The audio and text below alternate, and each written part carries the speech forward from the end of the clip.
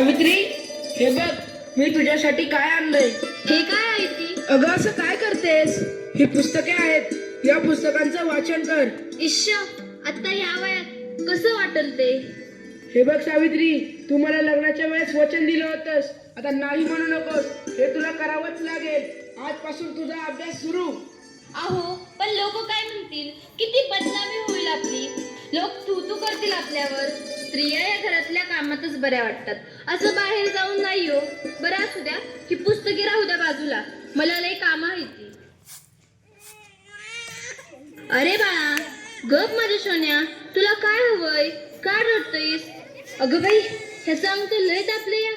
हे पण घरी नाहीत, आता मी काय करू? सावित्री, अगं ये सावित्री, किती रडतंय तुझं बाळ? काय झालंय त्याला? वय ग पारू, रात्रीपासून लय रडायला लागलंय बघ. काय ठाऊक काय झालं या? अंग बी लय तापलं या.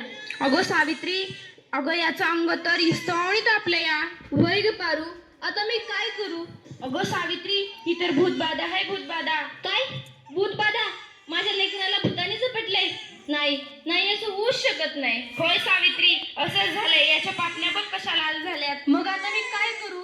हे पण घरी नाहीत. अगं तुझं पोरगं लय तापलंय, आता रडत बसू नकोस, वेळ वाया घालू नकोस. आपल्या गावाबाहेर मांत्रिक बाबा आलेत, लय जालीम उपाय करतात ते. त्यांच्याकडे घेऊन जा त्याला. वाटलं तर मी येते तुझ्या संग. वय वय, चल लवकर, माझं लेकरू लय तापलं या. बाबा, ते बघा, एक बाई आपल्या बाळाला घेऊन येत आहे आपल्याकडे. म्हणजे आज आपली कमाई होणार.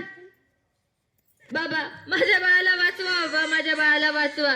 त्याचा अंग इस्तवासारखं तापले. बाबा, काहीतरी करा. बाबा, काहीतरी करा. तुझ्या बाळाला भूतबाधा झाली या. कसली भूतबाधा बाबा?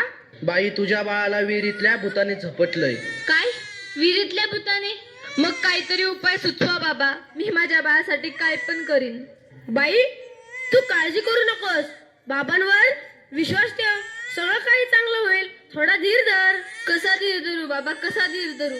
तुला तुझ्या बाळासाठी बळी द्यावा लागेल, म्हणजे तुला एक बकऱ्याचा नैवेद्य द्यावा लागेल. ठीक आहे बाबा, मी माझ्या बाळासाठी वाटतेन ते करीन, पण माझं बाळ वाचलं पाहिजे. माझ्या बाळाला वाचवा बाबा. बाई, तुला काय करायची गरज नाही, तू फक्त पैसे दे, नैवेद्य आम्ही करू. ठीक आहे बाबा, मी वाटेल तेवढं पैसे देईन, पण माझं बाळ वाचलं पाहिजे. हे घे अंगारा, दिवसातनं 2 वेळेस लावत जा बाळाला. बाबा,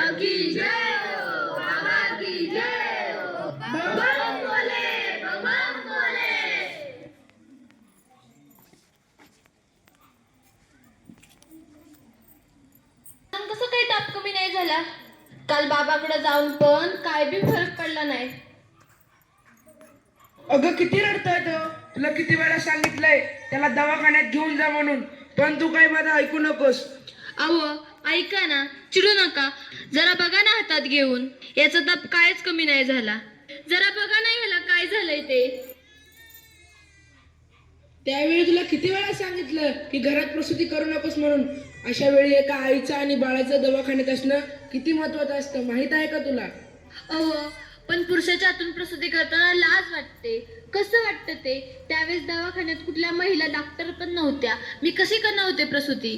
अगं याचं अंतर तव्यासारखं तापलंय, अशी कशी गाफील असतेस तू? अहो, मग काहीतरी करा ना.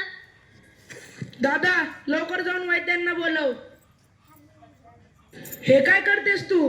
मी याला देवाचा अंगारा लावतीये. बस कर सावित्री, हा सर्व अंधविश्वास असतो. अहो, जरा विश्वास ठेवा. हे बघा, याचा ताप कमी होतोय, कपाळ पण अगदी थंड पडलं या. बघा ना जरा. उठ ना बाळा, उठ, डोळे उघड. हे बघ, तुझी मम्मी तुला बोलवतीये. उठ ना पिल्लू, आई तुला आवाज देते. उठ ना बाळा. काय झालं? अहो, याला काय झालं? हा उठत का नाहीये आणि डोळे पण उघडत नाहीये. ए बाळा, उठ ना. काय झालं? अहो, काय झालं याला? हा सास गप्प गप्प काय? ए उठ ना बाळा, काय झालं तुला? अहो, बघा ना जरा. नाही राहणार मी अडाणी. मी शिकेन, मी नक्की शिकेन. कारण उद्या एखाद्या कुण्या आईला उपचाराच्या कमतरतेमुळे आपल्या बाळाला मुकावं लागणार नाही.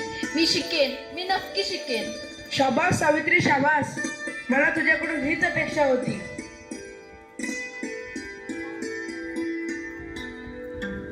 अगं बाई, मला माहितीच नव्हतं सूर्य हा पृथ्वीच्या गोल फिरतो.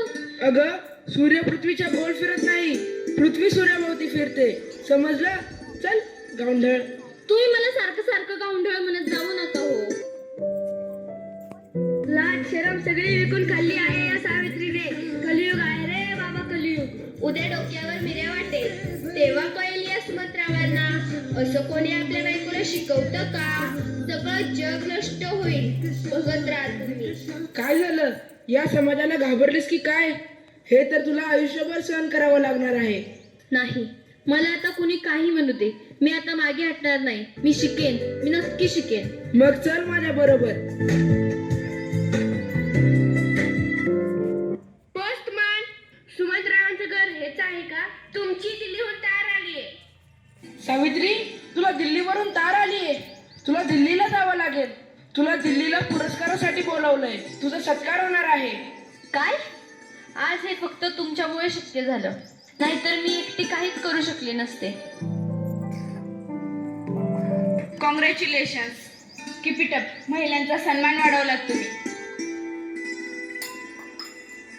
आज माझ्या हातात ही डॉक्टरकीची पदवी नसून उद्याच्या त्या सोनेरी क्षणाची चावी आहे, ज्याच्यावर आजपर्यंत फक्त अंधविश्वास व नकारवक्तेचे कुलूप लागले होते. माझ्या देशात अशा अनेक महिला आहेत ज्यांची स्वप्न चुलीच्या धुरात हरवून गेली आहेत. मला असं वाटतं ही स्वप्नांची पतंग खुल्या आकाशात उडावी आणि प्रत्येक घरात सुमंत्राव असावे, कारण हे या पतंगाच्या दोऱ्याला कधीच कापू देऊ नये. हे करणं खूप अवघड तर आहेच, पण अशक्यही नाही. सावित्री, चुकलं माझं, मला माफ कर. मी तुला नाही ते बोलले. तू आज शिकून समाजाला धडा शिकवलास. आम्ही काय आडाने त्या आडानेच राहिलो. आता आम्ही पण शिकणार. खरं सावित्री, चुकलं आमचं, माफ करा आम्हाला.